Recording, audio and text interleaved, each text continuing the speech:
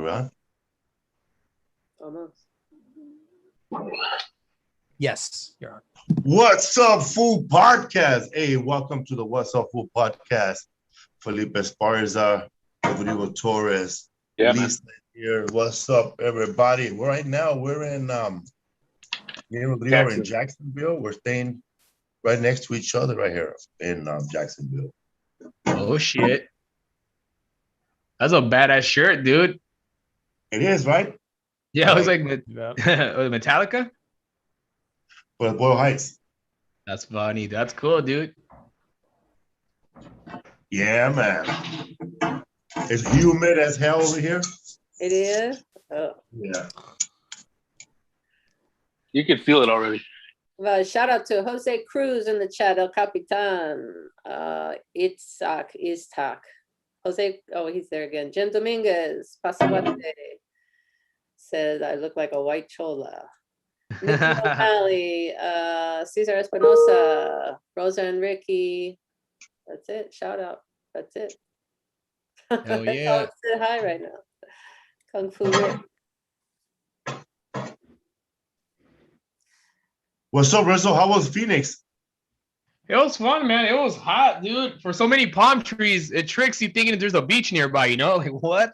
Fuck that shit, bro. How you gonna take a gig with no hotel room, bro, and not get paid? No, we did get a hotel room. It was just 2 beds. We had to share the hotel room. So the gig was we tried to we did the ticket sale. So we sold 28 tickets, and then we sold 50 tickets. We got a second hotel room. So wait, he was had to share it. They waited to give you the second hotel room until you sold that many tickets? 50 tickets, yeah. So we got one hotel room, but it was 2 beds. So how much are the tickets? $10 a ticket. So 28 tickets. $500. What room are you getting? The suite. It was I don't know. It was 2 beds. We could have pushed it together. Like it was like Lucy and Ricky, dude, when they sleep in separate beds. Hold me.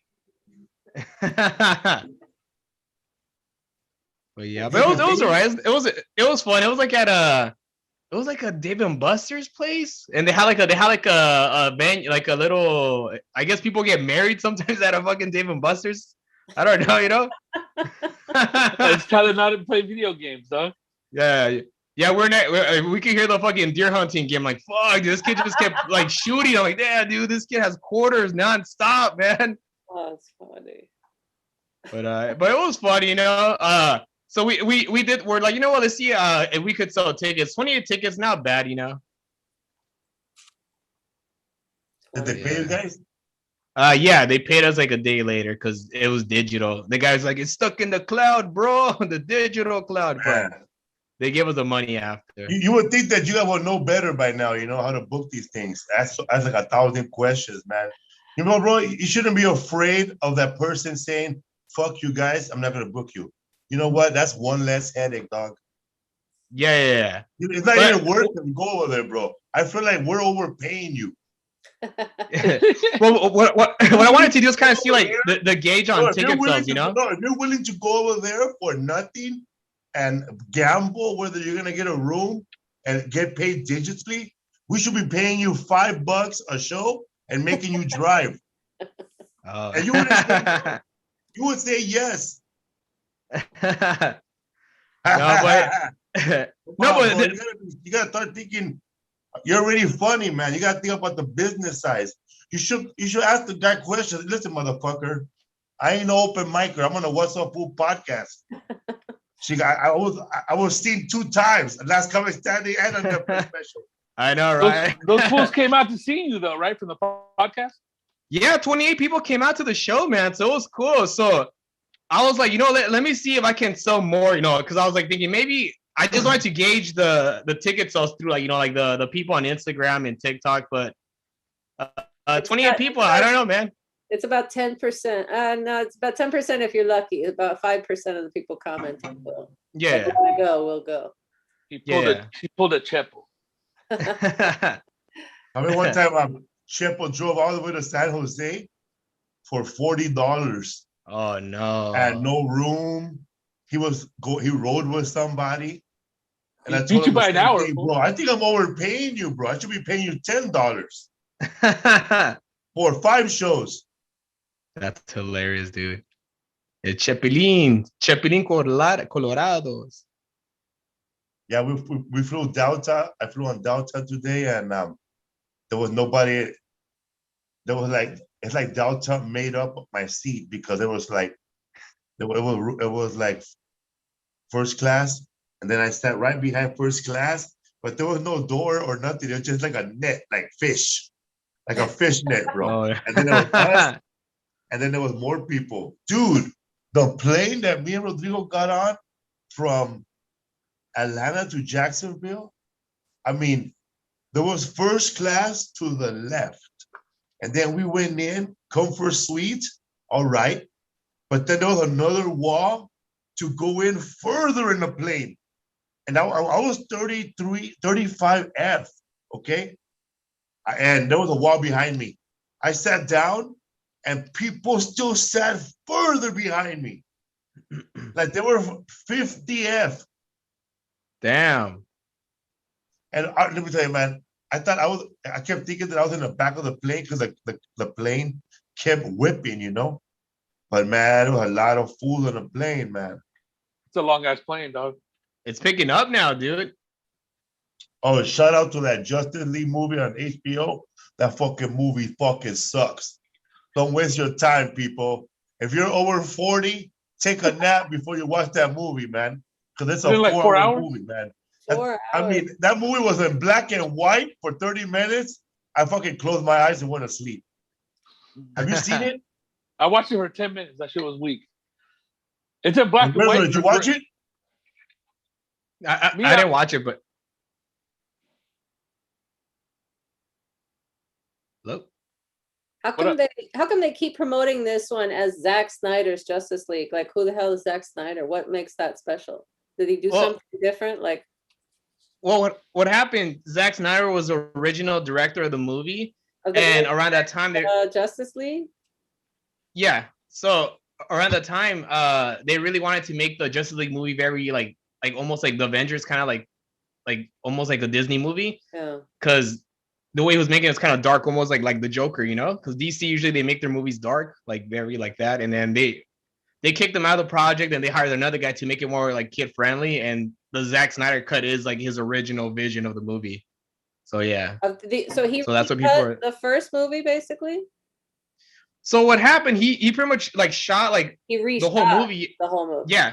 He shot the movie already, and then when they kicked him off, they reshot the movie 90%. So like the original Justice League movie that came out in 2017 was like only like 10% his, and then he added like most of his footage, and then he had a new footage which makes it more dark, and it's rated R now. So he used the old footage that he originally shot, and then yeah. Well, why am I supposed to care about Zack Snyder? I never heard of this guy. Like I guess these people care, huh? I guess he did like 300 and like some other like movies like back like in like most of those like comic book movies, but I think that's why like people are kind of like, we want to see like what he wanted to do with the movie instead of like what happened when they messed it up. I don't like his style, man. That 300 style. Super CG, man. It's like a music video almost. Yeah. It's like Mick G directing stuff, you know. It's very pretty. Like when I saw movie. Yeah, man. It's like Batman is going around asking for help, everybody, like the other movie. Because he has no powers, man. Give me a ride. There's a guy here who shows up out of nowhere and gives away fishes to the people.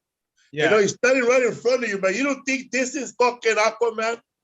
Everybody around here is white as snow. And you're asking a guy who's 6'5". I'm looking for a guy that's powerful. You know where he is? No. And back in stupid ass Batman believes him, bro. The hottest guy in the island, bro. Yeah. Who's playing Batman in this version? Ben Affleck. Oh yeah. Are you serious? Yeah. Yeah. Well, he was the Batman before. Yeah, for a while. Yeah. Yeah, that fool still got it, huh? I don't get it, man. What's up with I've never seen any of the Justice League versions or any except for Batman. But I've never seen any Justice League stuff. But what's up with Wonder Twins? If Wonder Twins ever get added to a movie, I'll go see that. Is that Marvel or DC? San and Jaina, remember? No, that's San and Jaina. Remember from Justice? That's DC. I know. But I don't think they've added it yet because I don't know how that's gonna be. It's gonna be very weird. That's very weird. What I don't get is if Batman, when his parents died, Alfred became like his guardian. How come he's still the butler after if he's the legal guardian of, like, I don't get that. He's kind of like I don't know. He doesn't want anybody else in the Batcave, no? Yeah, right. He's his protector. Dude. Jacksonville. Different Alfreds, right? What happened? Every Alfred had like a different personality. I remember the Morgan Michael Keaton Alfred. He gave away Batman identity fast. Oh fuck yeah, dude! I'm like, what the fuck? Who is this old man? Fuck this guy, dude. Cop on him. Didn't Kim Basinger know who he is? Oh yeah, she was hot, dude. He knew that was his love. Yeah. I gotta make him happy. But Morgan jerk off on the Batcave. Don't get a spot on me. That Morgan Freeman played an Alfred, right? He was? No, he was more like head of his science thing, wasn't he? Oh, okay. Like the military division of the of his business, but that's probably the best one. Yeah. Or Wayne Industries. It's kind of like the same plot because that when Morgan Freeman quit, it was like the same thing that Magneto had and what's his name had. Cerebro. Yeah. Oh yeah. Power. Right. The cell phone thing, the radar. Yeah. Yeah, same shit, dog. Damn, dude. I never heard of that fucking angle right there. That's fucking. When I was watching dog. When I was watching X-Men, going, wait a minute. Didn't Batman just do the same thing? And now Magneto has Cerebro, where he can find out where other mutants are. Yeah. It's kind of like right now when Desert Shield, bro, when they find out where everybody's at. Somebody had telepathy in Batman? No, it was like more like I think it was called Eagle's Eye or God's Eye. Oh. Where like the government can like see through everybody's phones. Yeah, it was like little cameras basically in everybody. What they do now. Yeah, it was like the world now. Yeah. All right. It almost like that movie Eagle Eye with Shia LaBeouf, where like the government's like checking, like keeping tabs on them. I've never seen that movie. It's an old movie, like 2008. I'm like, this is stupid, and like now it's like that's possible, you know? Oh, this was said 2008. It's old. Hey, what movie? It's just called Eagle's Eye. Yeah. Eagle's Eye. It sounds like Eagle's Eye. It sounds like Snowden. Yeah. It's almost the deep state, brother. It's almost like this 90s movie too that came out in 95 where about people hacking into people's computers. And even back then people thought this is stupid, and now it's like that. Sneakers? I think something I forget it was called Hackers or something like that. Hackers. Yeah. What about War Games though? What you know? Oh, War Games with fucking that was the first one, huh? Matthew Broderick. I think there was that girl from the web. Who's that? Girl from the bus. He's quoting Seinfeld. Hilarious. That's funny, dude. No, pues está cabrón, güey. Did you guys see those girls that killed that poor Uber Eats driver? No. How'd they do it? I heard about that. A little brief. There was two black chicks, right? Yeah, so they're like young. They're like 13, 14, and they went into his car. I guess they're trying to be funny and film themselves like driving away with like his car. And the guy held onto the car. They drove fast. They hit a wall and they squashed the poor, like he was like this a guy from the Middle East. They squashed him and he died. And the girls, they ran off. They caught him? And it's all caught on film, dude. It's sad, dude. Oh, they're gonna do live, huh? Oh, maybe for sure. Wow, that's crazy. A complicated little case. 13 years old. 13 and 14, they're trying to be funny for like TikTok. And the videos online, it's very fucking, they warn you, it's graphic. It's sad, dude. Like trying to go viral gone wrong. Mm-hmm. Yeah. That's brutal. Uber Eats driver's car. People are desperate for 15 minutes of fame, huh? Dude, everybody wants to be famous, fool. Yeah. Fast, too. Oh, yeah. It happens like that, dog. Next thing you know, I'm in the limo with Elton John. And they want to be famous fast, bro. Like nobody wants to hold cable anymore, right? Hell no. Give it to me, dog. Like nobody has stories no more about how did you get your start? Oh man, I started off holding cable and pushing cable at NBC, and one day they gave me the microphone and I took over this biatch. Yeah, I drove to Arizona for $20. I still got it, cocksuckers. Dig. Oh my god. How long are we doing comedy now? Who, me? Yeah. 12 years, I think. Yeah, 12 years. Yeah. So you started at what? 2010? 2008. Oh, yeah, it was me 13 then.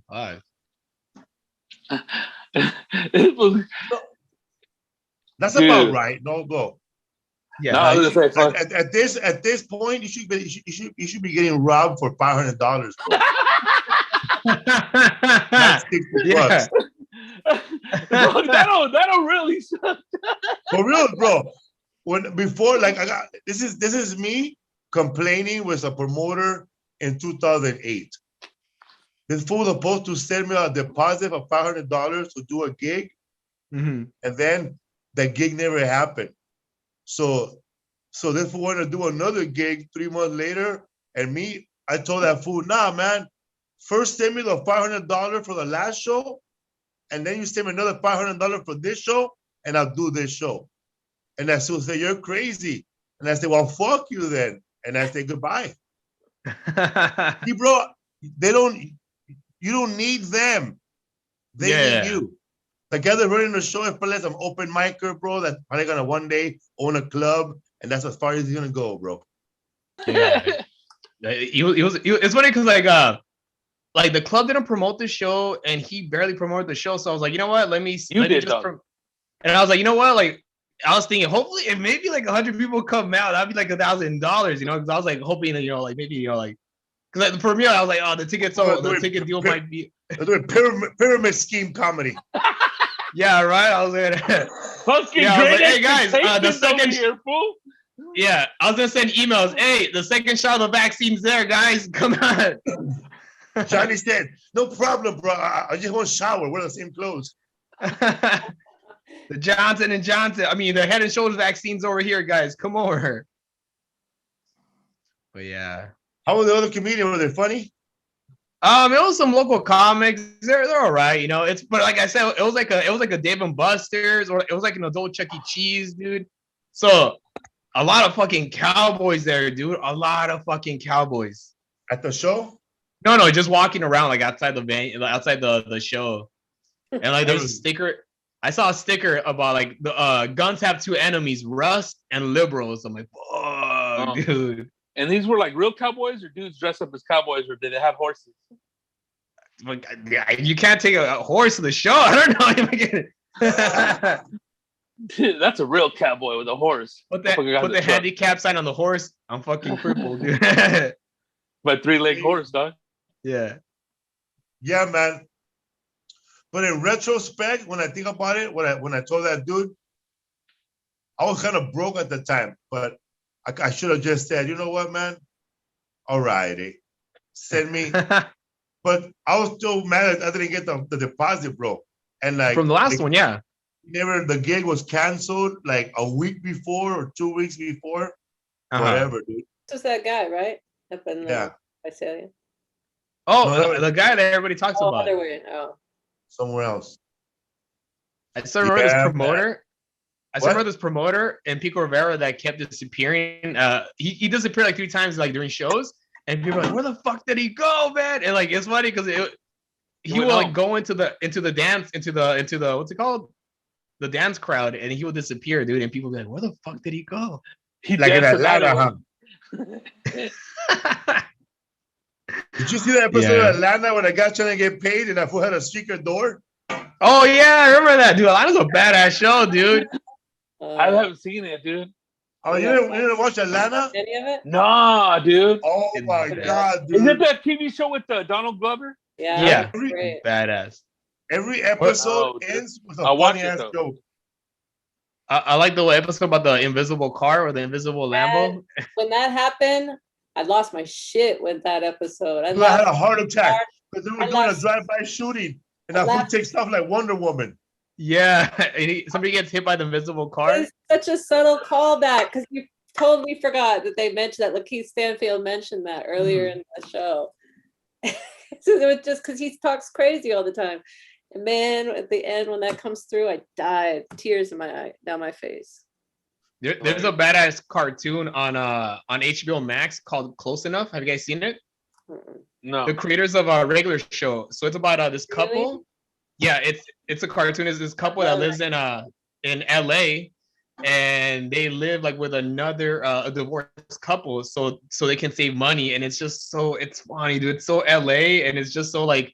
There's an episode where they go to this club and because they're 30 years old, and when they find out that they're 30 years old, they start killing because they don't want to. Like, it's just so stupid and funny, dude. Check it out, man. It's called Close Enough. It's on HBO Max. I'll watch it. Now, you guys seen the movie with Eric Andre, Lil Rel, and Whitney Tiffany Haddish? I want to, dude. You haven't seen it? Nah, yeah, I'm gonna see it tonight, dude. It's fucking hilarious, dog. So funny.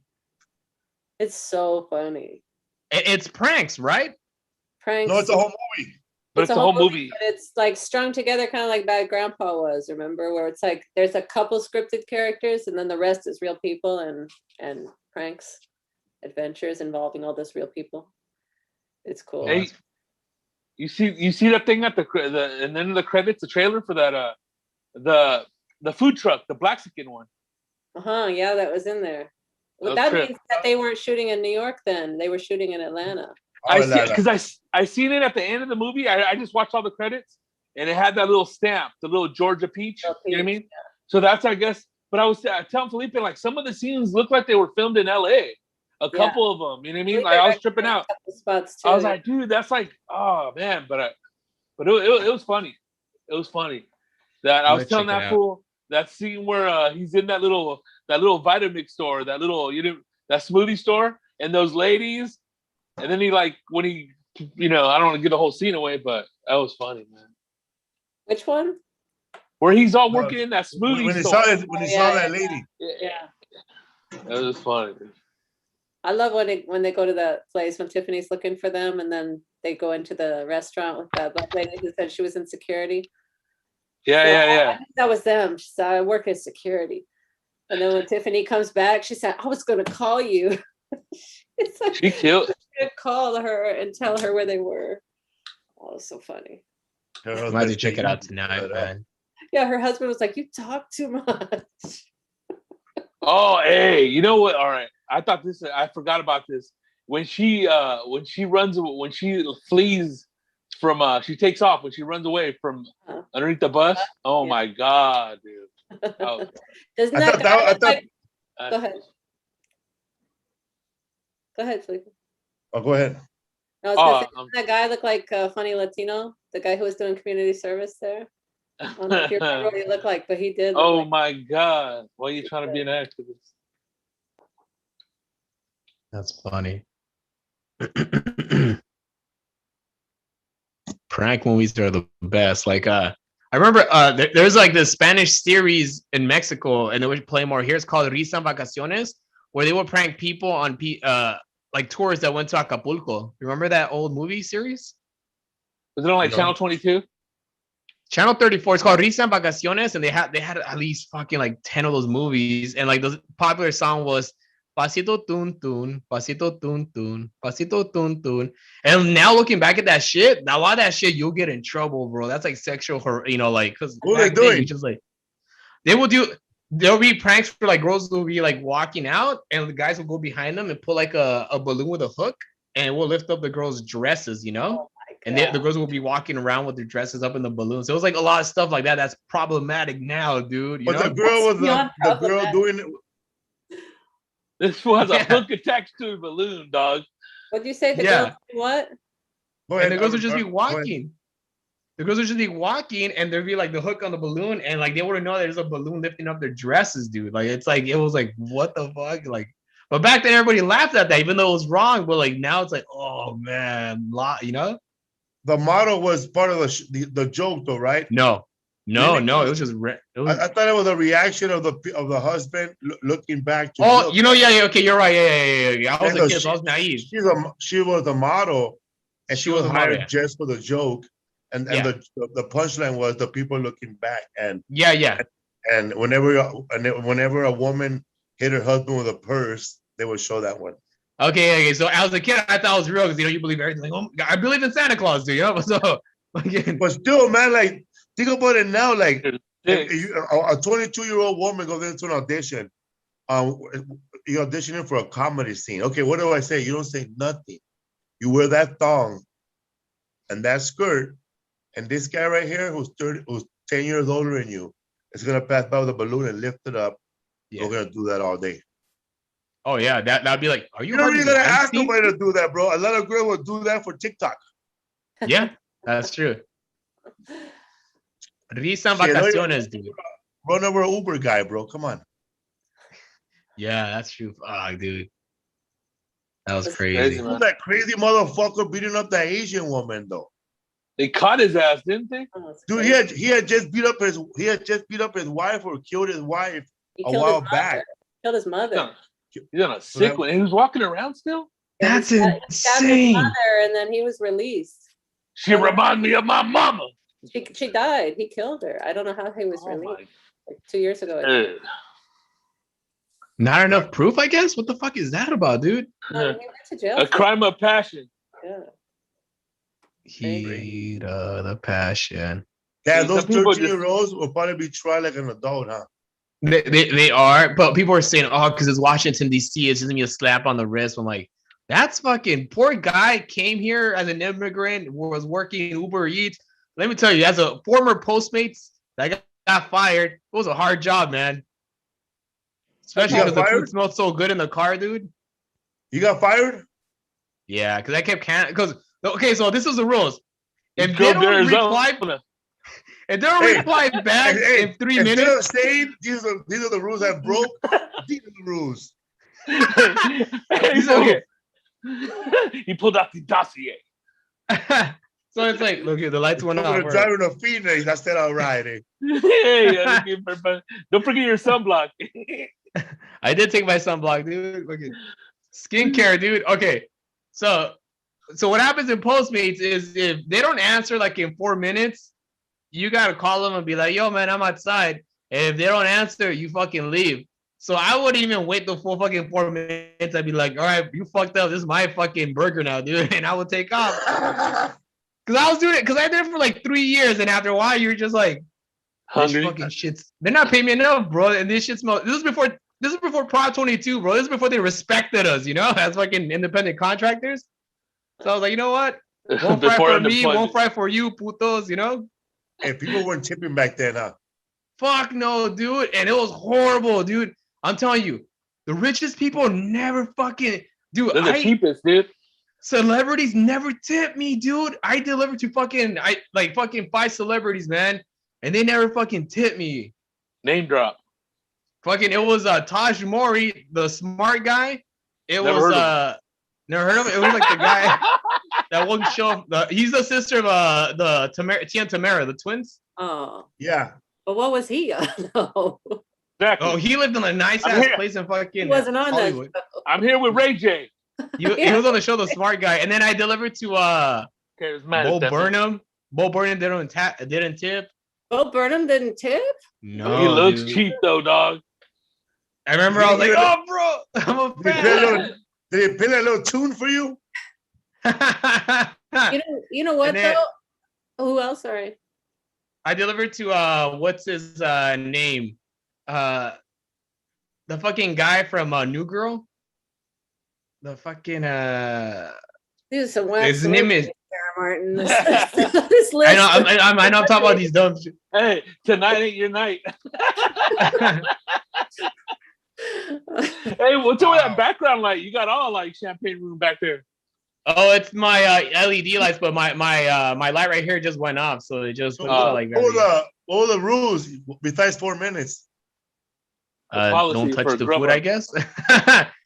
But it was the worst, man. Because like sometimes like you would wait in line for a long time, And then you wouldn't get paid That for the hour. You sucks. just get for the job, especially in downtown. I remember like when I first started working for Postmates, they paid you good. And I remember like I had a bicycle I put on my rack in the car. I would park in like in by UCLA and just ride my bike around. Because what Postmates did in the beginning to get a lot of people to sign up, they had a free 6-pack of beer deal. So you signed up with Postmates, you would get a free 6-pack of beer. So dude, the college campuses were fucking popping, dude. It was insane. So they give you free beer if you signed up for Postmates. So that's how they got your fucking. Once they got your information, you're like locked in, as a customer. But yeah. Some guy told me one time when he delivered to the house, because I used to tip all the time before the pandemic, and he worked for DoorDash, I think, and he said, you know what, we don't get any of the tip. They cap it at this amount depending on how far the restaurant is from your location. And I said, well, that sucks. So what happens to the extra? He said it subsidizes their tip, what the company tips you. It basically is paying DoorDash to tip you a certain amount that's fixed.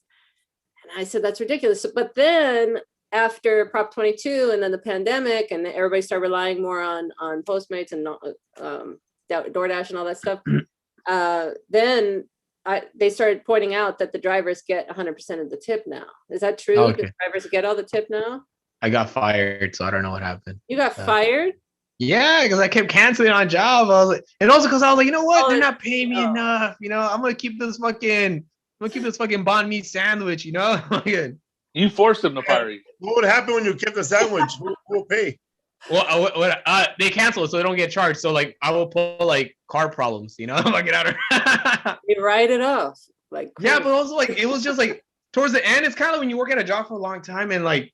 They just weren't paying me enough, I put in these hours. I'm like, you know what? I need to eat too, and I would take a free meal every day, because I was like, it was just okay. Like now use that same attitude for stand-up show too. I know, I know. That's what I was like, man. I could sell 100 tickets. I know I couldn't again. But you could demand more money. I know, yeah. Should have been $28 though. Ticket. That should have been $20 a ticket. Even $5 is pretty good. $5 a ticket, 20. But yeah, when I got fired, it was just like they're like, "All right, you're canceling too much, dude. You gotta get a better car because I kept pointing to have car problems." Again. What was like the hardest thing to deliver as far as food goes? Man, what the worst was? Soups? I remember soups, dude. I remember fucking dude. I remember one time I was in West Hollywood, right? I was doing like these jobs, and so I would park my car and take the bike. It's like, I'm not gonna spend any gas money. So I got this fall soup, and they give how they give you the broth and the different thing. I put it in my backpack. It spilled my bag. It burned me, dude. And I remember, lying, dude. Yeah, I had to call. Like, I didn't know who lived around the area, and I called Aiko Tanaka. I'm like, Spider-Man, eh? His spider Peter bag, Parker. And I called Aiko Tanaka. And I called Aiko Tanaka like, hey, can you pick me up, dude? My bag's fucking burnt, dude. And help me. Fucking Postmate Malone, eh? Dude, I would have been so embarrassed. I would have called nobody, dude. Oh dude, I smell like fucking soap, homie. You're the real MVP. That should burn your back. Yeah, hey, dude. Rizzo, this is a villain. This is a villain origin story, dude. I was gonna ask you, when you used to do it over there by Brentwood, is that when you used to go to DD Reese and stuff? DD Reese, yeah, that place. DD Reese is this one spot by UCLA. It's like they sell cookies and cookie ice cream sandwiches, and they cost only like $1.25 because their whole thing is they try to keep the same prices as they did when they first opened up in the 80s. So that's why there's always a long line because you can get like big ice cream sandwich, cookie ice cream sandwiches for fucking $1.50, dude. Are they still open? Yeah. They're still, I'm not sure how, I think they're still open right now, but there's always a long line. I remember I was like, what's the whole hype? But it's just because the price is still the same since they opened up in 1982, Nice, man. Bomb, dude. Yeah. Postmate. I know Postmate was charging a lot too for food. Like, though, it was weird because I'm looking at the delivery. Wait a minute, this place is 30 minutes from my house. And they're gonna fucking deliver it. This guy's gonna show up mad bringing my food. Yeah. Dude, I remember I was in San Francisco and I was doing a show in Oakland and we ordered something from Postmates and your cousin who lives over there, bro. Hobby? We ordered at 10 o'clock, okay? And then that food calls up at 2 in the morning. I think I'm on my way. Remember, Lisa? Dude. Yeah, but then he still didn't show up. And no. He texted He died. us. He texted us at 2. He was on his way. We waited. Still didn't show up by like 2:30.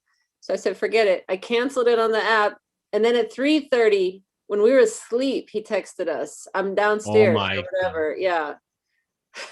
Give me shelter, guys. 2:30, dude. I know, it's like 5 hours after we ordered. It was ridiculous. Probably there on a bicycle. Yeah, he said, let me tuck you guys in. Eh?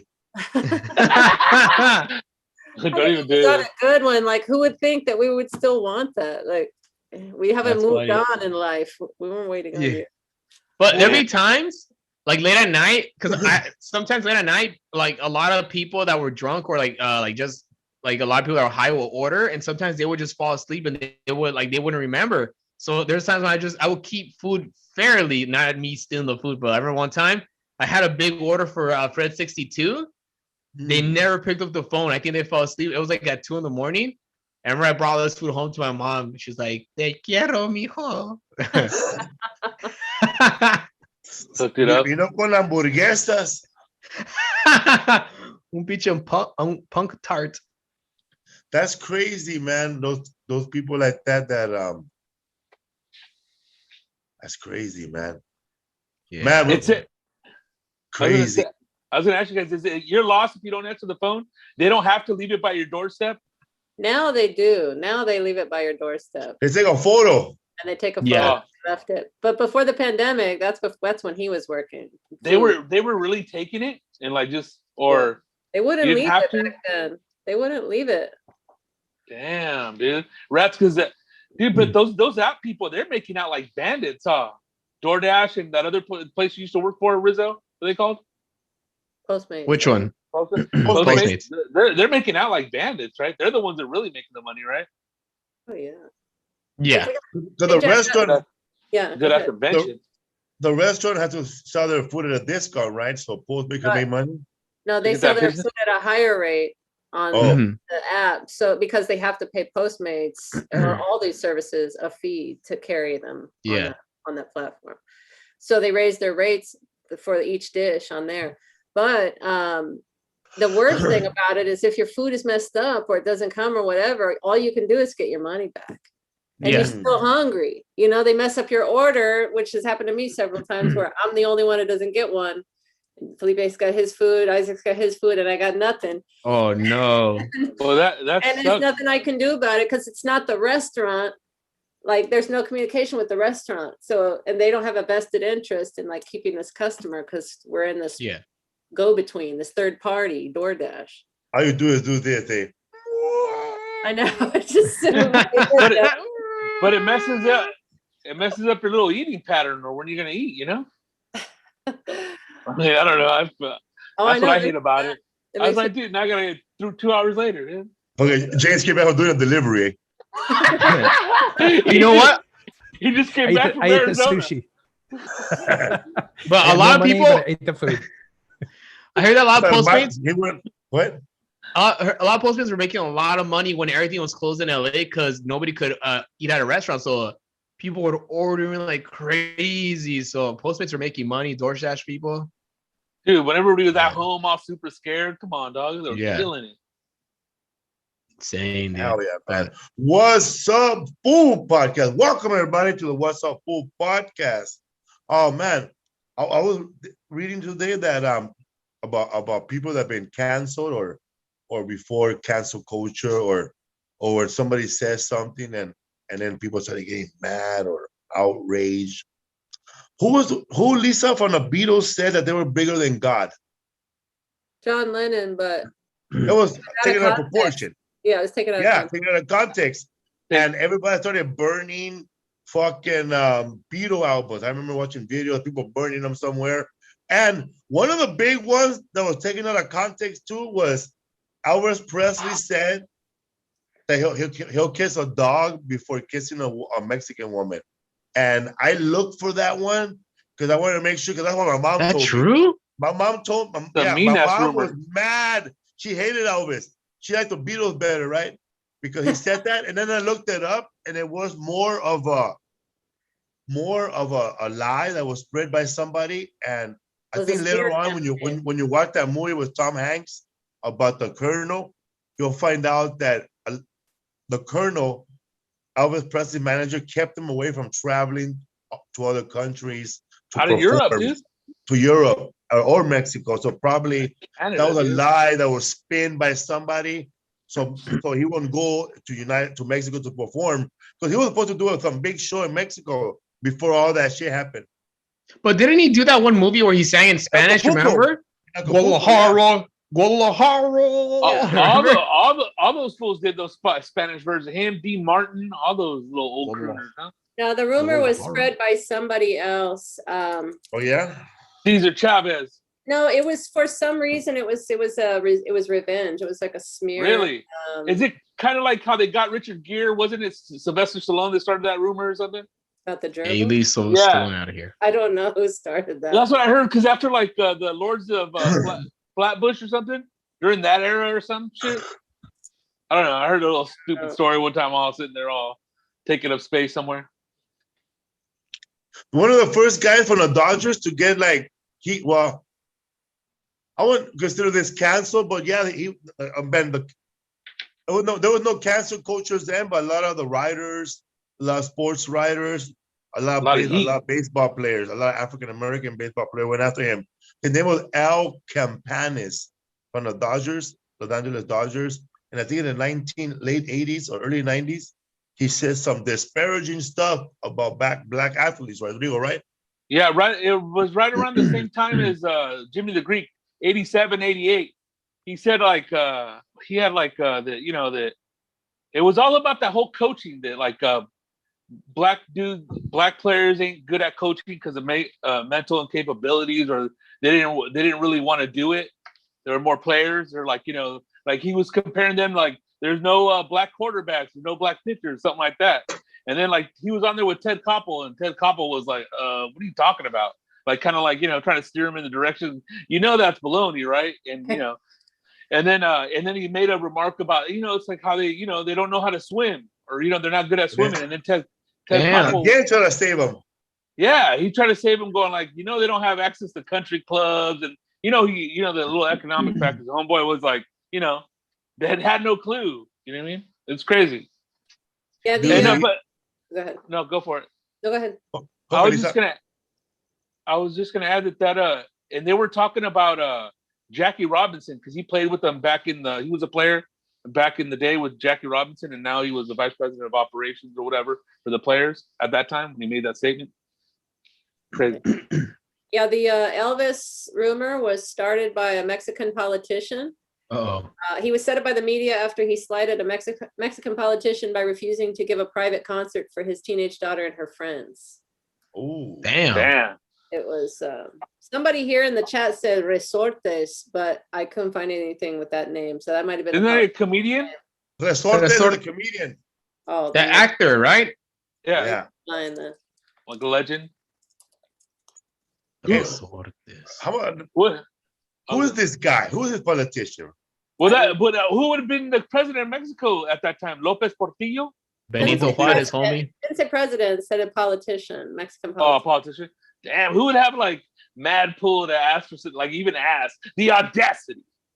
Well, it's like those cartel guys, Yeah, dude, that's probably what it is. Norteño, or whoever that was. What was that? Norteño music? Yeah. Norteño, yeah, or what's it called? Those guys to play for them.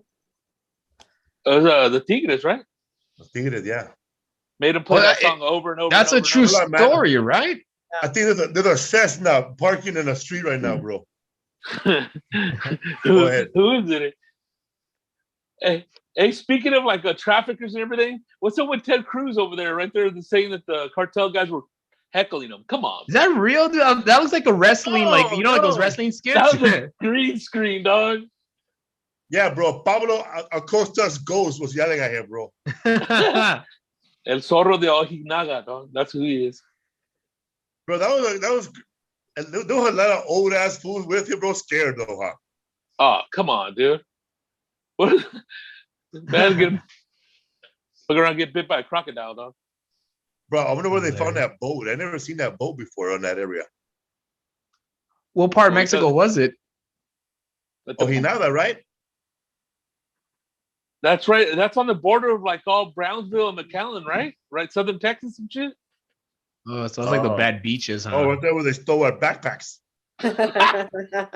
Galveston. Yeah, Cruz should have been looking for my Nikes. That was Brownsville, no? Yeah. And I think those new shoes were like a day old. Damn. Were those how about metallic shoes? What were they? Green? They're purple, I think. Purple. Yeezys. New Adidas, I think. What's the name was canceled too, bro? Carlos Mencia was canceled. Oh yeah, dude. He Was came that out 2005? on the 2006. What year was that? Where? Because see, a fan put it together, right, Lisa? The video? No, that Mencia was canceled. Oh, yeah. They were saying that he was the first comedian to go down, although I'd say like probably Fatty Arbuckle was the first. Oh, like original, like cancel. That's the original one. First comedian. That's like a real like cancel. Like what do they say? The kibosh. Was that post YouTube or before YouTube? Pre-YouTube. Before video. Before video. Fatty Arbuckle? Fatty Arbuckle. That's before the Chaplin days. Chaplin. Before talkies. Oh, what are you talking? Oh shit. Because Buster Keaton took him over, right? Succeeded him. Fatty Arbuckle was a guy that was doing comedy before Charlie Chaplin, and that fool was the first comedian to make $1 million a movie. Yeah, so that was like vaudeville days, kind of. A little bit after, right? After, the beginning of film, like right before television. It was right before the Three Stooges. Mm-hmm. And he had signed a deal to do some movies with somebody, but he was already going to start his own studio. So I guess he was set up with a murder somewhere, but he was accused by the media, but the media said he did it. Everybody believed he did it. And when he went to court, they found him like now guilty. And by that time it was too late. He already had lost everything. He spent all his money on the trial, right? Yeah. And that whole court of public opinion killed him. Like it was over, right? It was over, bro. Over for him. Didn't they say social media back then? He died of a heroin overdose right there on John Adams. Okay, sad as fuck, dude. Yeah, they were saying that William Randolph Hearst was responsible, along with the people from the, it all works in like, I don't know. And sounds like Hearst ran everything. Like he just had his hands. Bud, right? Weed, right? Everything. Everything. Like just everything. His when you think about like Citizen Kane, that's such a mirror of his life. But like all those rumors, he was so mad about the movie coming out because it was him. It was pretty much everything about him. His mistress. He had a mistress for 35 years during his marriage. He had a second marriage, basically. Like a real paisa. That fool had his own. He had acres of farm. Bought forest trees, land, bro. And he used his own trees to make his own paper for the newspaper. So when they started talking about marijuana, legalizing marijuana back then to make paper, he started writing bad stuff like Mexican bringing in weed is bad. Yeah, so he's because he owned these publications, he was able to do a smear campaign against anybody he wanted to. He had so much power. It was crazy. Mad power moves. Scary, because there weren't many papers back then either. Many sources of news. So there weren't that many outlets like how it is now, Yeah, it wasn't. Now it's everywhere, bro. I get my news from Instagram. Yeah, I get my news from World Star Hip Hop, dude. William Randolph Hearst. Twitter, dog. Anyway. Yeah, because when think about it, bro, like when like I was saying, like when Carlos Mencia, okay, whatever, when he was accused of stealing those jokes, that video, like that's like what they do now, bro. Like just like you don't like what you hear, you put it on the screen, and everybody decides to cancel you. Yeah, I was in high school, and I was my senior year in high school. My second senior year of high school. I was in high school for 5 years when that happened. Like, oh, for real, like he was taken down by the social media warriors, bro. Yeah, MySpace, dude. And back then, internet was slower, so fucking it took a long time. Yeah, well, that was like 2007, I think it was. It was 2007, yeah. Because it was kind of like a weird little downfall. Because then like he lost the show after that, huh? Yeah. And it was like kind of like because Homeboy was sitting on top for a while because he came in after Dave Chappelle, pretty strong doing his shit. But it was selling out arenas. It's crazy that he went from arenas to back to comedy clubs so quickly. Back to doing shows like me and Johnny, you know. Like the backside to those shows. It was crazy. I mean, and he was doing a lot of the club shows because he still had a sizable audience, too big for a club necessarily, but not big enough to do a whole theater, or maybe some theater promoters. Because with a theater, you have to have a promoter. So maybe some promoters didn't want to put their name on his tour. Yeah. I don't know. You know who's angry right now? More angry about that right now? Who? The comedians that were talking shit about him back then that weren't headlining, and they are not headlining right now either. Yeah. Carlo Mencia, say what you want, you know. Carlo Mencia was headlining when I started, and he's headlining now still, no matter what. I don't see him featuring for anybody. No. I don't see him trying to co-headline with anybody. He's doing his own thing, bro. That fool, no matter what, Carlo Mencia, he has his, what you call it, his machine running perfectly, bro. Like clockwork. Like he's what you call a businessman too, bro. Like if you go to his shows, all his shows are fucking always recorded. And at the end of the show, just like fucking you could buy his show at the end of the show. I don't know how much time they spent recording these shows, but every show that Mencia does, at the end of the show, he has a fresh CD or whatever it is, or a little. They're burning them, bro. They're burning them. Right? For all the people? Damn, dude, that's insane. Insane, right? He does that every show, fool. That's an investment too, because like you gotta buy all the DVDs and that's that cool. Fool buy pants, bro. He wears sweats everywhere. Homeboy was doing that with CDs back in the day, dog. Like what is that band that does that after every show? Everybody follows him. Jerry Garcia's band. Fish. Yeah, Grateful Dead, but people record it. That's more like a recording swap with the fans, right? No. Jerry Garcia started recording his shows at the end of every show and selling at the end of his show too, because he started noticing that he noticed that the fans were recording his shows and then trading them and making money. So after that, he started. What's the name of the band? Grateful Dead. Grateful Dead. Recorded all their shows, every concert, and sold it at the end of the show too. Oh, I didn't know they started selling it too. Yeah, they were one of the first. Because isn't like Fish like Grateful Dead Jr. now, or they were like in that area of real music? John James, he knows. And James looks like he hangs out like with Hootie and the Blowfish. Yeah. Hell no. Pearl Jam. Oh yeah. Toe Jam. No. But anyways, I forgot what I was saying. Sorry. Yeah, man. So wait, because James, you've been in band since like you were a kid, right? Or like a teenager?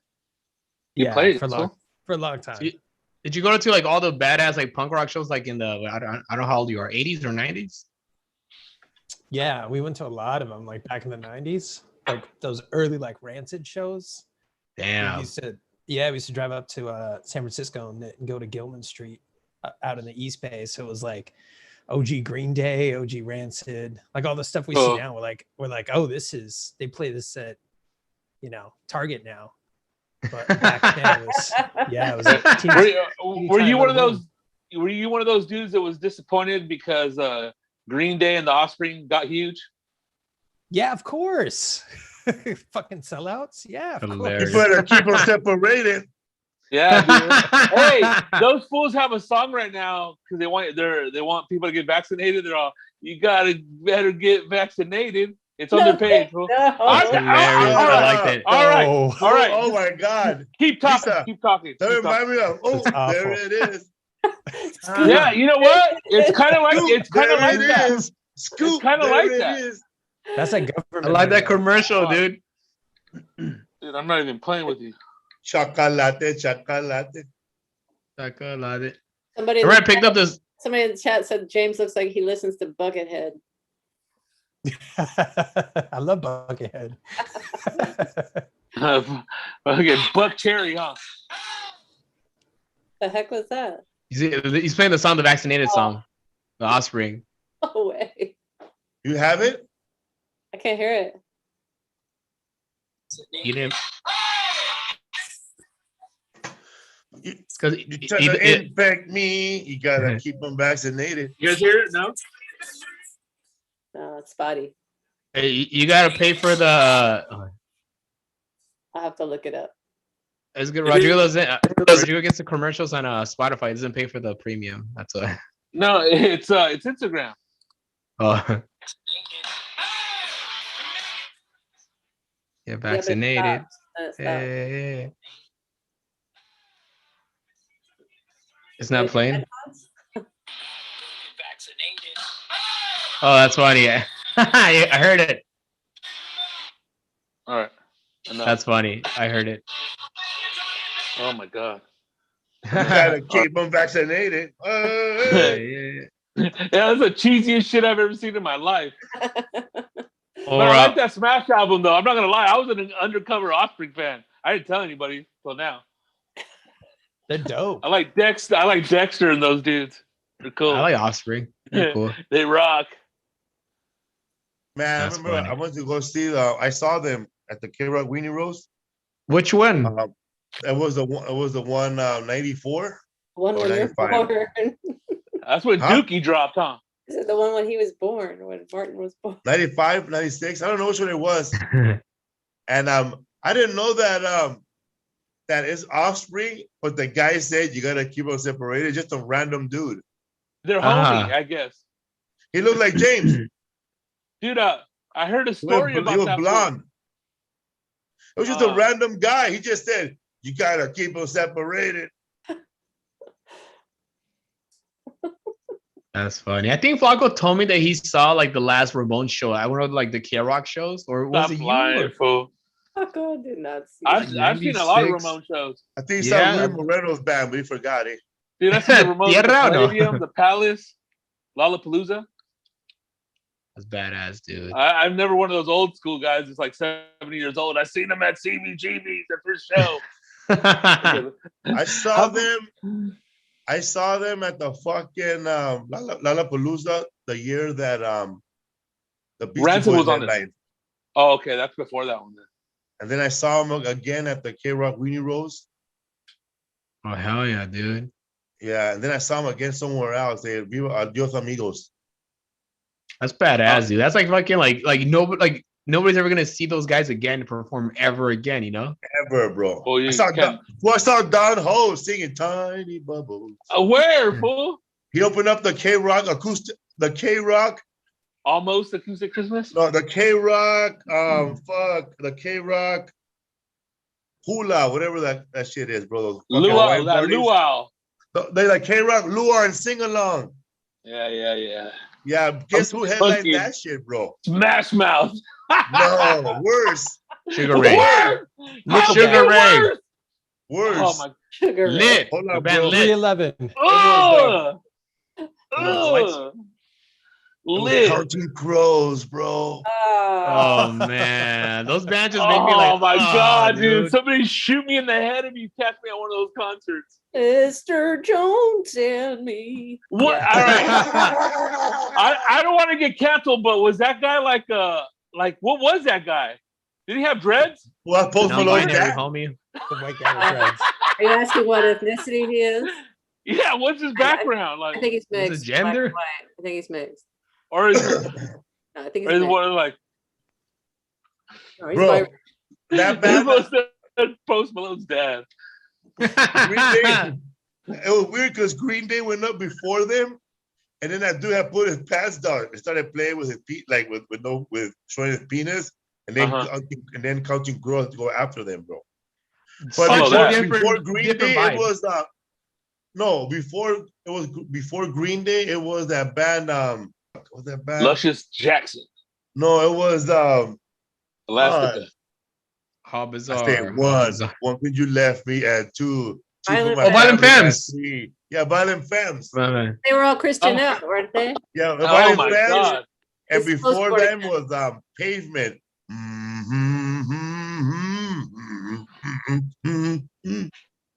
Yeah, and then I saw a lot of bands. It was cool. A lot of Birkenstocks in that show, huh? A lot of 90s bands, eh?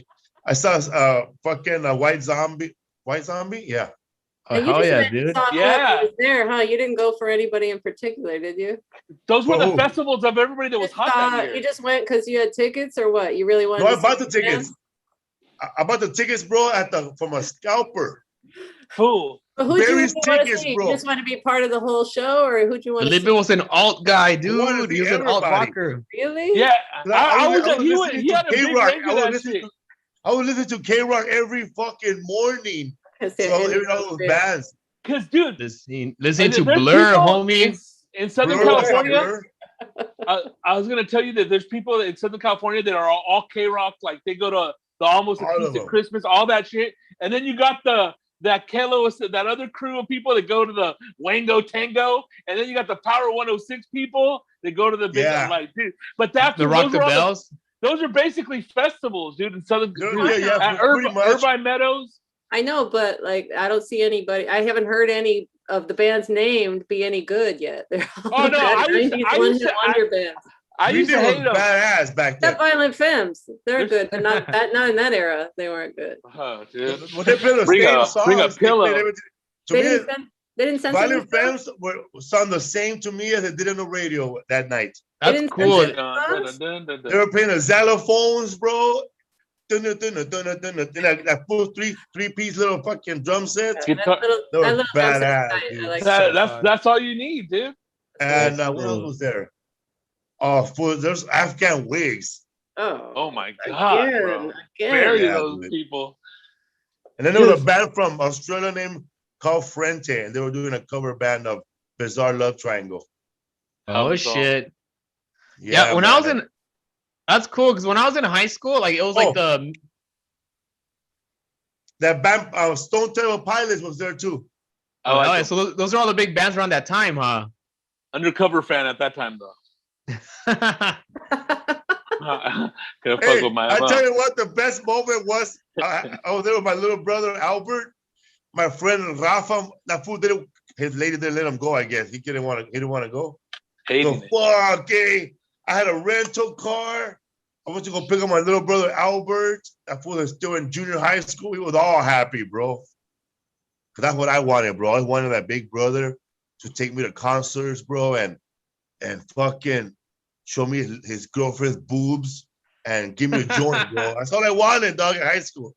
I just wanted an older brother, bro, to give me a joint and show me his lady's boobs, bro, and just a little one. Hey, this is my little brother, eh? I remember one time there was this fool named Picudo, and that Picudo. Stay away from me, dog. Everything that has to do bad with Picudo, the word is him, bro. He was a dick, bro. He was the kind of dude, bro, like if you were a dog and there was an ice cube on the floor and you were staring at it, I would step on it, bro. That's hilarious, dude. Just won't let you get in it? Yeah, or he'll wet it, he'll pee on it or piss on it or do something so you won't pick it up. So this dude had a bunch of chicks, bro. He's so weird. Let me have one, dog. Where is Picudo at now? He had like green eyes, long hair.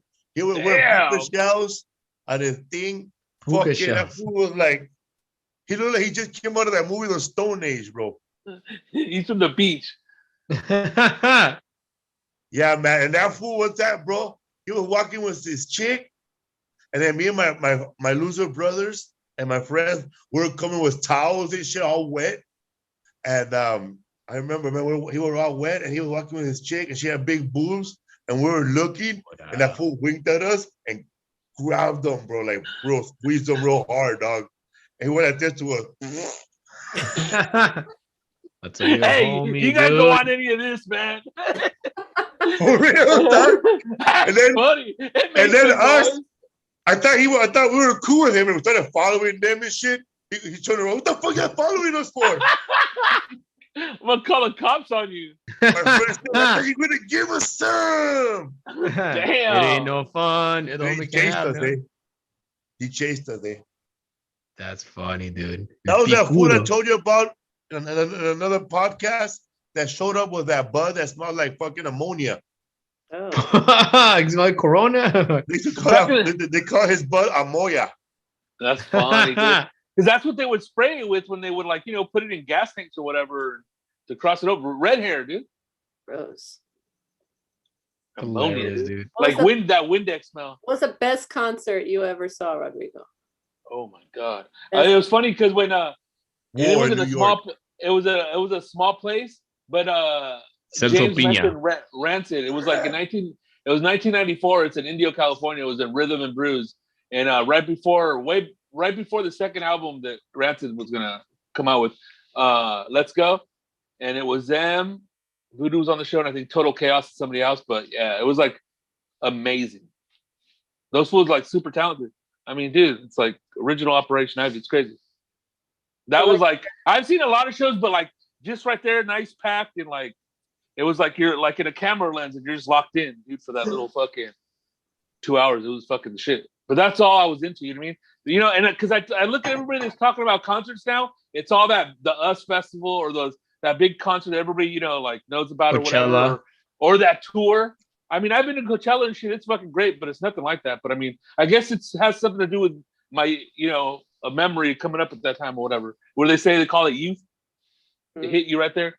Yeah. But yeah, and I don't know if like that, but that's my favorite. Where they would consider a show, not a concert. Because if you're really punk, I don't go to concerts. I go to shows.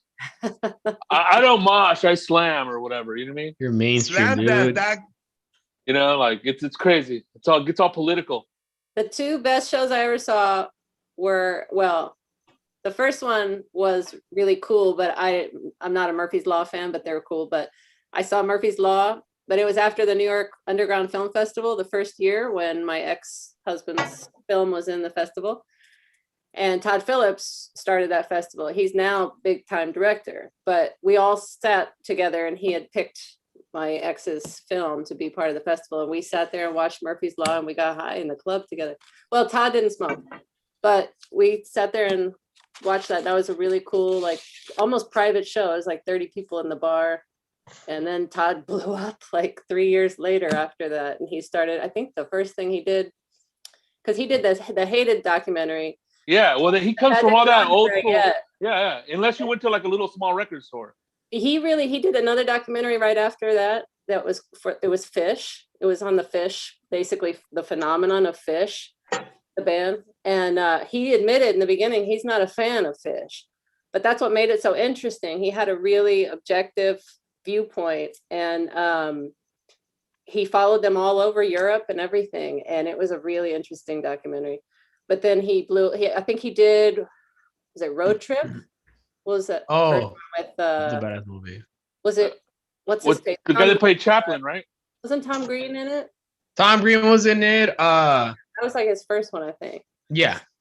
But yeah. But then after that, I went to a music video filming for Lenny Kravitz's video, and the generator broke. And he needed us all to stay there as part of the audience for 2 hours. So they put on a concert for an hour with no idea that they were going to put on a concert. And he played every instrument on the stage. They played Funkadelic.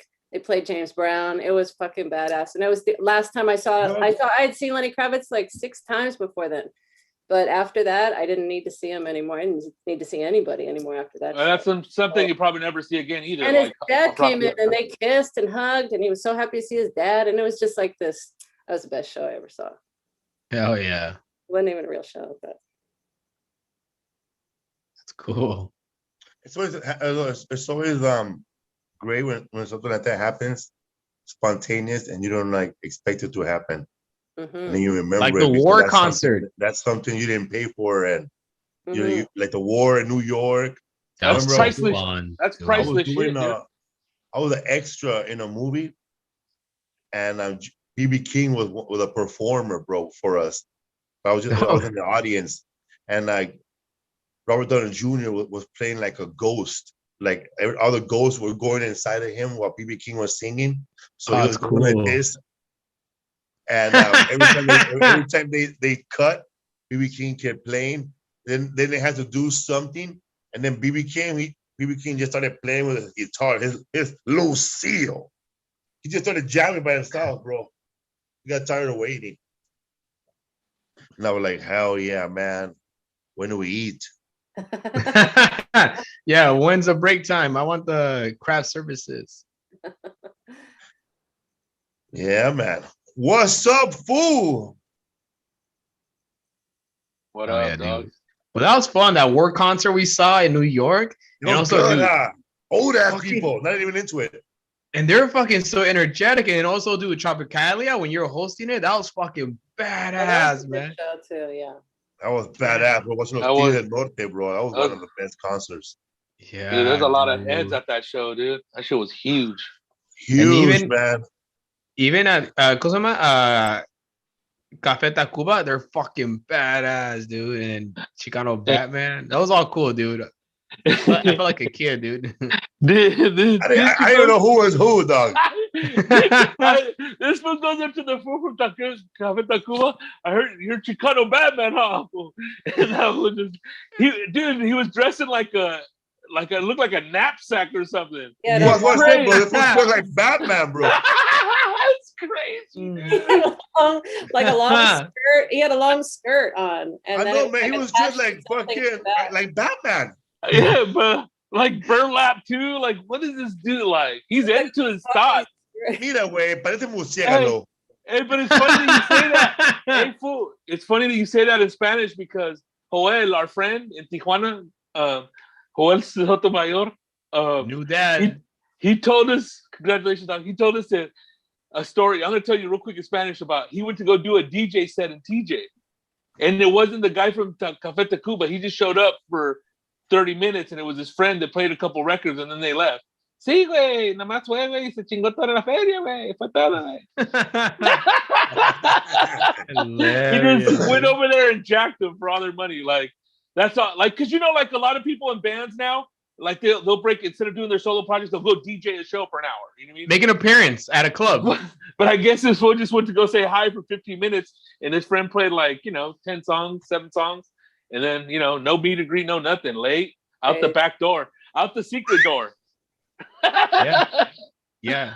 That's how those guys from like the Jersey Shore would do it. They would pay him like an appearance fee to show up at a club for like an hour, and then they would like get like a huge chunk of money. And then Paris Hilton. Crystal Promotions, eh? Yeah, Kim Kardashian was getting paid a lot of money to show up, huh? Yeah, they said at one point, I think it was like $5,000 to get Paris to show up to walk around. That's it. Walk around your party for 15 minutes, but like not do anything. You can walk around our house with our dogs. That's what I'm Oh, Paris is here. Oh, this must be a great party. Shit. If we get that UBI, she's gonna be at the crib, dog. Dude, one time I saw Kit. What, fool? I was just talking about something, bro. What? Dude? About an NFTs, bro. Oh, NFTs. Any original videos? That shit. Stop it. Makes him $1 million. Rico said he's gonna sell that 8x10 of the devil when he was young of the NFT. You mean Will? Oh, the devil. The devil. We gotta find it for his younger 8x10. Oh, I was thinking of the kid photo of Willie. I already thought of a plan. I'm gonna dress up and we're gonna tap the lines, and when his mom needs pest control, we're gonna give her complimentary pest control. And we're gonna take the photo. Dude, that's worth money in Bridgetown, bro. This one said Bridgetown. Yeah, who would buy bro, it? you know what? I'm gonna sell my mole, bro. NFT, bro. Yeah, dude. Dude, how much do we get for this? Every year it grows a new hair. $6. Ain't fools selling like stuff that like you're straight out own, right? Like an episode of the podcast or something, right? Like it's theirs forever. Yeah. They could have the one with Don Carlos, eh? Yeah, dude. It comes with a blessing. Mira, papa. NFTs, bro. The new cryptocurrency, homie. That's how it is. Because I don't know. I mean, I can't wrap my head around it. It's ridiculous. I don't know who's putting the value on these things. That's the thing, right? Jack Dorsey's first tweet. What's the value of that? I can go find it right now and stare at it for hours. Why would I pay $2.9 million? It's having it. I own it, right? Huh? I own it. Yeah. So wherever they own it, put it on display, they owe you some money for it. I can Residual. take a screenshot of it. I own it now. What? Dude, And you know owe me what? money, man. Somewhere in my old computer at my mom's house, I have the original NFT of Felipe punking the devil at the Sunset Room. Do The you have that night he video? won. The night he won his comic stand. I think I do. I need to sneak into my mom's house. I think I do, dude. I have that footage. And then also and also when we met John Stamos at the fucking at the show, Felipe, the April Foolish. Yeah. Universal. Yeah. You NFTs. have the video at the Sunset Room with the devil, and I filmed it, dude. I filmed it, so I need to look through my mom's computer. So yeah, dude. Yeah. NFT. Hey, bro, I'm gonna put this on NFT also, bro. Right here. The birthmark. Somebody said how much for the NFT of Felipe's wedding video. You can find that on Felicia Michaels' channel on YouTube. It's not a video. We didn't have video. It's a lot of photos, though. What does NFT stand for? Non-fungible token. Oh, what does fungible mean? You can't fake it? No, well, fungible that it mixed in. That's water's fungible, right? That's the only example of fungible I know. Fungible water? Not non-fungible. Yeah, non-fungible. So you can't mix it in with any. It's exclusive to its little entity, right? Then economically speaking, I sound like a pundit. I guess it's about owning the original file, right? The original file. That's what it is. Owning the original file. It's fungible of goods contracted for without an individual specimen being specified, able to replace or be replaced by another identical item, mutually interchangeable. I was gonna interrupt you real quick because I went to go get my oil change and I heard this guy talking. Oh yeah, NFTs. This is like the new industry. It's like real estate. And I'm looking at this dude. Could somebody please hit him in the head with a brick? Shut up. Like high-priced baseball cards is what it's like. Hey, was that guy wearing flip-flops with sandals? Wearing flip-flops with socks? Dude, he was wearing those shoes, the exposure toes, those rubber running shoes. Crocs? All Prius out, like, Patagonia. Baseball cards, because it's like all about what the person is willing, what the value the buyer assigns to that thing, how important that thing is to them. Well, speaking of those, I was gonna say real quick. Speaking of those, the value in baseball cards. What's up with the Pokemon cards now? Isn't that like they're all blown up now? They're worth $1 million. The Pokemon cards when I was a kid, like 20 years ago, the first generation of Pokemon cards came out in 96 to 2002, 2001. Those are the first generation cards. All those cards are worth millions of dollars now. It's stupid. And I had some of those cards and my mom threw them away. I'm gonna fucking kill that bitch. Yeah, and I know why that guy did it. No, I'm just kidding. No, but they're in Arizona. Go get them. But so a lot of those cards are now worth millions of dollars because I guess the same thing in NFTs and all that shit because it's like the original value of like the original first generation cards. So when McDonald's started doing these cards for the 25th anniversary at the some of the cards, I bought a whole bunch of them because I'm like, let me fucking keep this for 20 years. Let's see what happens, dude. My retirement investment, again. So how's that working out for you? Fucking Warren Buffett over here. They're a month old, these cards, but if I would have had those cards from because those rare cards, because I had those rare cards like a long time ago, but my mom threw a lot of those cards away because she thought like, oh, gambling's bad. I'm not gambling. What the fuck? Hilarious. Yeah, but I would have been rich now, man. That's funny, man. Yeah. I tried to sneak into her house to use the computer. Yeah, what's up with that, bro? Oh, okay. She has. Not your ass stealing. It's her old. She doesn't let me inside the house anymore. No, I'm just kidding. She has old computer towers inside the garage. So I got to go through them, because a lot of the old stuff's in there that from like 10 years ago. From my old, because I used to have an old camera where I used to film a lot of stuff when we used to take trips like in San Jose, and all of that footage is in that computer. So yeah. The one with Steve Danner sleeping. Mm-hmm. Yeah, that stuff that's on Facebook. Facebook and all that stuff, but yeah, that's crazy. It's been that long already. I'm gonna put my old teeth, bro, on the NFT. NFT. What's up, fool? This week, Jacksonville, April 1st, 2nd, and 3rd. Woo. Next week, baby, Houston, Texas. Right, Lisa? No, What did you right? say, April 2nd and 3rd? No, this week. This week. April Yeah. April 1st, 2nd, and 3rd. Yeah, next week is San Diego. It's all sold out, 6 shows at Courtyard. And then Houston Improv, we are about 3/4 sold on all Hell the shows. yeah. That show is Martin, Frank Castillo, and Rodrigo Torres and me. Yes. Be fun. Brisket. And then there's H-Town. Oakland first. Oakland after Houston. That's sold out, except for Sunday late show they just added. And that'll sell We're out driving, guys. And then Hell yeah. that's gonna be Gabby, Jay, and Rodrigo. Jay Lamont and Rodrigo. And then end of the month is Alexandria, Virginia, DC at the Birchmere. And that's you and Rodrigo and Butch, Wolfie as well. And Miami. And Miami's in May, first week of May. Haven't really pushed that show yet, but yeah. Mr. 305. Shows are Hell piling up now, backing up. Órale. And Gentefied, season 2, wrapped up. Hell yeah. And Can't wait to see it, man. Superstore, done. And it, bro. I can't believe it, dude. You gotta do your own. Came out good, huh? It came out good, man.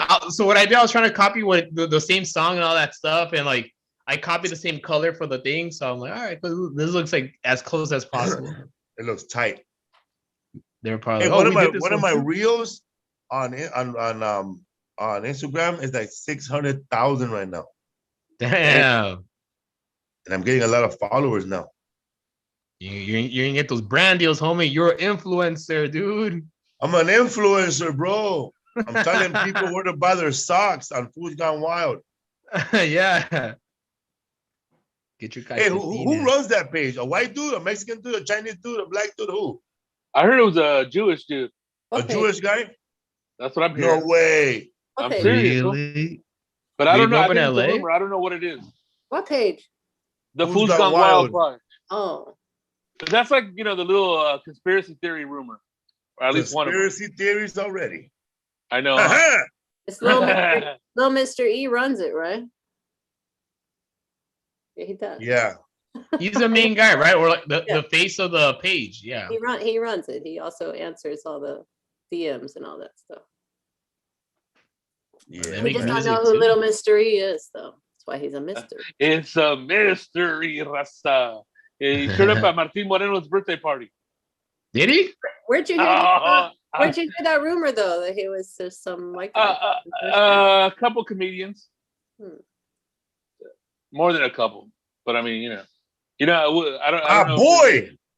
I don't know if there's any truth to that, but hey, he has a birthday show coming up, right? That's today, or he just had one. I think George's birthday was yesterday. Happy birthday to George Perez. Oh yeah. Hey, some of those fools that go there, bro, they just go there. They be looking dirty, huh?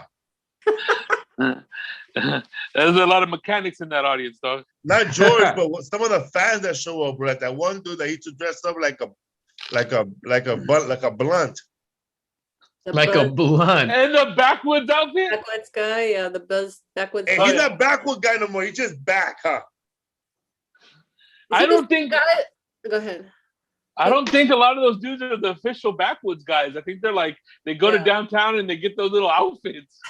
Absolutely. Like, dude, I was going to downtown LA if I was like, I could be, dude. Everything you want to be a fraud is there. I don't know. A lot of those fools they live for the podcast, huh? Like they just listen to podcasts like hardcore. Dude, like they listen to everything. Yeah, dude. The La Chismosas too, bro. They listen to the podcast and they go to the other favorite podcast and they rat us out, eh? Yeah, dude. Like they go like ratas, bro, over there. Like, hey, you know what Felipe said? Yeah, I said it. So what? Then when they get no reaction from the other person, they get mad. Yeah, like investigative part of journalism. the family. Like, bro, they don't give a fuck about this. Getting chavalas, bro. Bunch of chavalas, pichi chismosas. It's all the guys. It's never the women. It's never the guys, women. Yeah. Hey, dude, women are soldiers, bro. Guys are the biggest chismosos, bro. It ain't women, bro. It's guys. Don't get fooled, man. It's men. Podcast guys. Dude, that's how it is, man. These podcast guys are a little different. For real, man. Anybody that has fucking wet, salty hands under a hoodie, bro. Wet, salty. The men are worse than the women, eh? What I understand. Hey, but dude, something goes down. All right, bro. What happened? It's funny, man. Like somebody was talking. People will talk shit, bro, because you're not speaking for the stuff they believe in, bro. Mm-hmm. Like they go, how come you don't say nothing about Asians? Somebody said that on one of the comments. I said, what you gonna say, bro? What? Huh? Hey, it'd be like Toby Hicks. What thing be said that's already been said? I know, a lot of people think. How is my? What am I gonna do? I have a bunch of Asian friends. What am I gonna do? What am I gonna say, man? Let's beat up everybody. How about that, dude? Or they think because you're not saying anything that you don't care about the whole situation. Man, like, they think that just because we don't say anything that we don't really care, bro. We talk about this off camera all the time.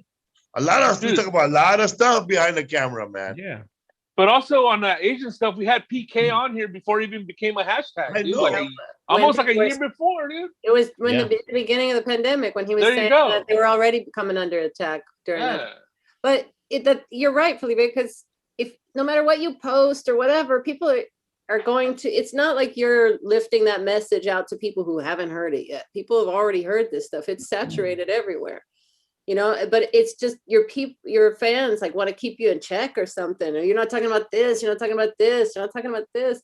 If you talked about that, you'd have an activist page. You wouldn't have any comedy up. There'd be no room for comedy anymore. We're not activists here, people. Why are you trying to be an activist? Yeah. What's your point of view on this? How come you're not speaking about this? You don't care. Like, what? And then somebody told me today, how come you don't speak up about the kids in cages? And I'm responding to the guy. Listen, man, those kids in cages were there when Obama was there. They were there when Trump was there. Some of those kids are 12 now. Some of the kids were there. No matter who's president, they're gonna be in those cages because they haven't come up with an immigration, answer to this problem because they can't get together and decide. So every president is gonna look bad on this. And also the cages are for, sometimes there's kids that come by themselves, and what are they going to do? Send them to where they don't know where they're at? They got to keep them somewhere. It's just some people forget about that. Like a lot of kids come by themselves. So like, where are they supposed to send them if they don't know where they're going to go, ¿Sabes? I know. But think about it, bro. If you're like living in the woods in Honduras, not Mexico, not El Salvador, but like deep, bro.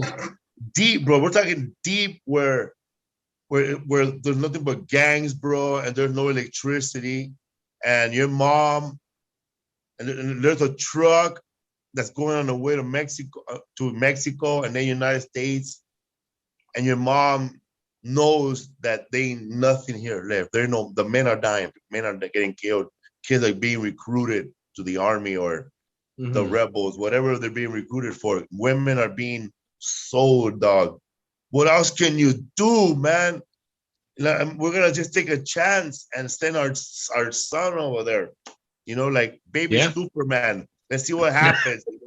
How crazy it is, but you know what? We don't know because we don't know. To us here in America, we could easily say that, hey man, how could they do that? How could they do this? But they know the laws. It doesn't matter because we're already here. Yeah, that doesn't apply to us. We're not living in that world. Thank God for that. We're not living in that world where when a mother has to send their kids alone. And this has happened everywhere, man, not just here in America. During Ethiopia, when people were starving, mothers would send their kids alone to go look for food. I'm gonna die right here in these rocks. You go there by yourself. Hopefully Brad Pitt and his wife will adopt you, you know, something like that. Yeah, hopefully. They're doing the That's same what you thing, thought. man. These people are driven, you know. You cannot stop fuck, I can't find the right word, bro, but a dream, bro, or you can't find somebody's motivation, bro. You can never stop somebody's motivation to better their lives. Exactly. By Yeah. all means necessary. Man, this guy is gonna cross from Honduras, go to Guatemala,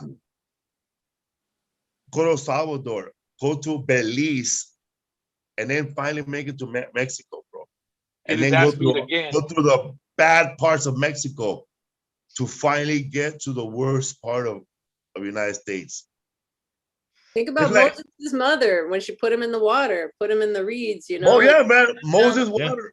She was trying to save him, you know, and she was hoping for the best, and broke her heart to do it. But isn't it crazy the same conventions are happening today? That's a good response for a politician next to me. How can you say the mother is this? What kind of mother in this Bible? Oh yeah, Moses. Look it up. I didn't say it like that. Moses. Moses. Taking the kind of dream code. Come on. We both read the same book, don't we? It's crazy, yeah, bro. A lot of people forget that, like, they're like, oh man, these kids are in cages, but they're in cages because they can't find their parents or because they can't by themselves, you know, like they don't know where they're gonna go. These kids don't even know where they live at. They're at, you know.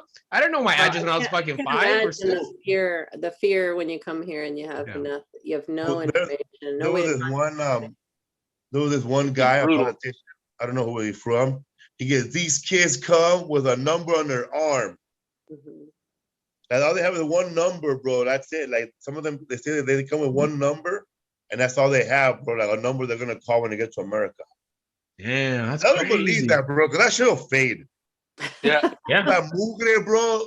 Dude, but I think a lot of these ones that are coming over don't really even have a number, dude.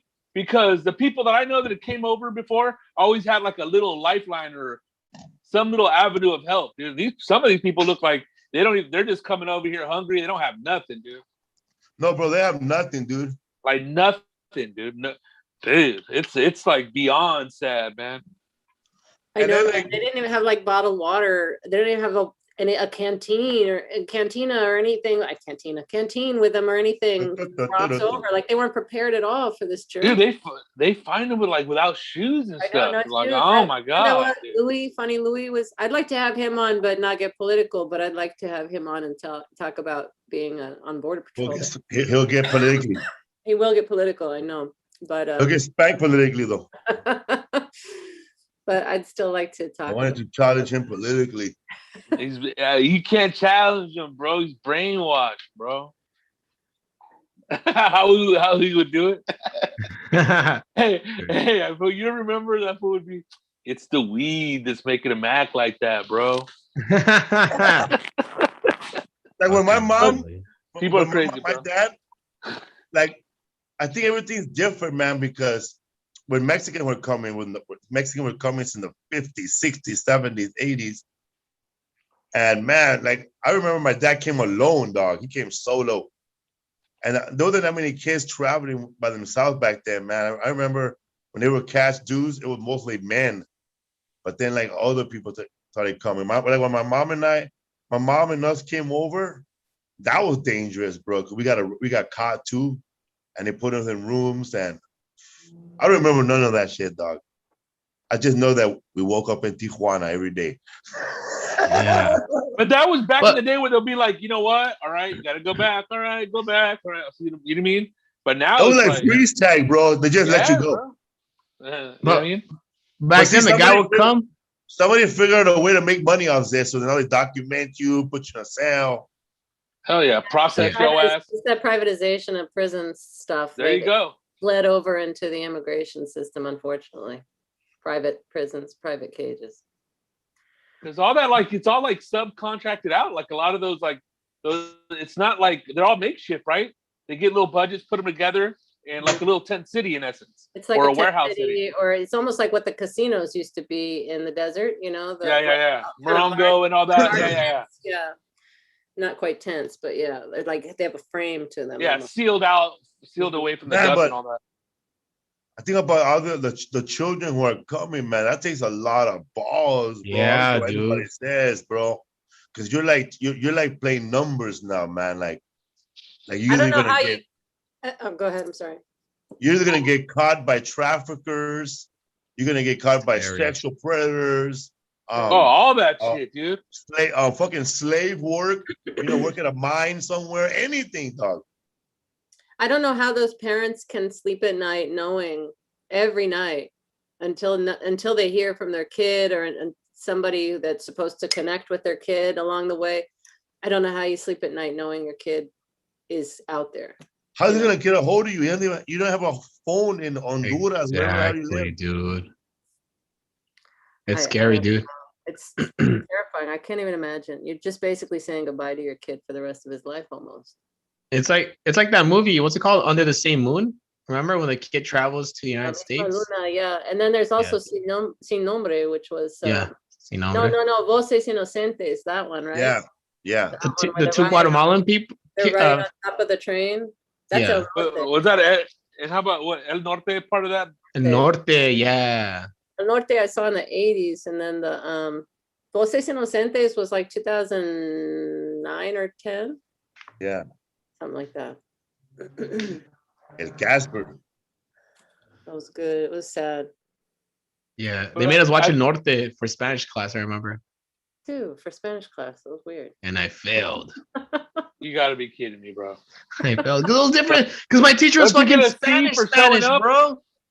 My teacher was from like Spain. I'm like, what? This guy sounds weird, dude. Oh, Spanish with an accent. Yeah. Hola, ¿cómo estás? I know when I was in 7th grade, my teacher asked us all, because it was beginning Spanish, and I used to play with these Honduran kids and when I lived back in the day in Colorado. And she asked if we knew any Spanish, any of us. So I stood up and I said, ahí es un carro viniendo. Because we always play in the streets. We used to play in the streets and there's a car coming, right? And she just went, no. She said, no. She just said I was wrong. Like that wasn't anything. And so then I sat down like, fuck. Like Hill, I know, teacher. But my sentence was not bad. It was, it worked for sitting in the street with your friends, but she just slapped me down like, no. Oh, that's how you kill people from learning other languages. What? Damn. You kill confidence like that, dude. That was funny. What's up, Food Podcast? You have your podcast still going on? Yes, we do. Podcast of North, the new episode came out last week. We're gonna do a new one. Yeah, man, podcast. It's up and it's out, relatives. Quad by the Bell podcast. Yeah. I just think about that's crazy, dog. Like, I kept thinking about right now what Rodrigo told me earlier, bro, when he was doing pest control and he would go in people's houses and some of these fools had baby diapers for 5 days and they're all rosados, bro. Dude. It's like the saddest shit you see, and like people don't even care. And I'm with another guy doing pest control. I'm all like bummed out in the truck, and then like I'm all, dude, didn't you see all that, dude? That shit's sad, dude. Like, who gives a shit, eh? And I'm like, oh my god, where am I, dude? And it's just like dude, it is like beyond sad, dude. It's like, dude, and people that are like, like between in their mid-20s and mid-30s, dude. It's crazy to me, dude. And this is we're talking about here in America, not Honduras, not El Salvador, not Nicaragua. Here in America, somebody has their baby walking around with a dirty diaper for fucking 5 days in a row. That person should be thrown in fucking prison, bro. Dude. Oh yeah, dude. Just from experiencing changing diapers and all that, what happens is like you go like more than a couple hours, it can get like, dude, it's brutal. Yeah. I don't know. I guess people, I don't know. I don't know what the answer is, but it's very, very like sad to see that stuff. Bro, one time I put my daughter's diaper on and I put it wrong, too tight. She still has a scar. She showed it to me. But see, stuff like that, dude. You know what I mean? And I didn't even. Oh damn! But yeah, that's crazy how people could just not care about their kids like that, like not change their diaper, all miados and shit. They're focused on something else, usually drugs. I mean, that's usually drugs or dudes. Matilda's parents, dude, horrible. Crazy. What's up, fool? Everybody listening to the podcast, thank you for listening, everybody. Don't forget, please tell all your friends to listen to the podcast. Subscribe and comment. Thank you, Lisa. Your hair looks amazing. Thank you, babe. And James, you too, bro. Your beard is on tight at some point. Your hair looks nice, James. What's up, fool? 2 shows, man, dude. There is nobody here, bro. Outside. Well, we came here like a fucking ghost town, bro. Mask out. It's weird, like mask. Like everywhere you go, you can't wear a mask. And like shake and steak. There's no indoor dining in there. Like it's all takeout. Well, they make it seem like they have a picnic table outside, like 2 picnic tables. Weird. I thought since it was Florida, you know, I thought it would be open, but it's not open. Depends on the cities, though. It's up to the cities. Yeah. Oh, Jacksonville is different than Miami. Tampa. I thought Jacksonville was gonna be the most gangster out of all of them. You know what I mean? But just more cities are more liberal than others, and more cities are more what's it called? It's like LA and Orange County, you know, it's just different, you know. Yeah. Exactly. The Orange County, when I was over there, the owner of 7-Eleven, he was not wearing a mask, bro. Yeah, they're like Orange County had that bar that wouldn't let you in if you were wearing a mask, right? That's insane. Before they got shut down again for the restaurant. The restaurants got shut down in November. That's why Spider-Man couldn't perform there for a birthday party. Hilarious. All right. See you. What's up, fool? Thank you guys for listening, man. We'll see you guys next week with a new guest. Hopefully. Yay. Hopefully. Yeah, man. Yeah, man. Later, guys. Later. Thanks, James.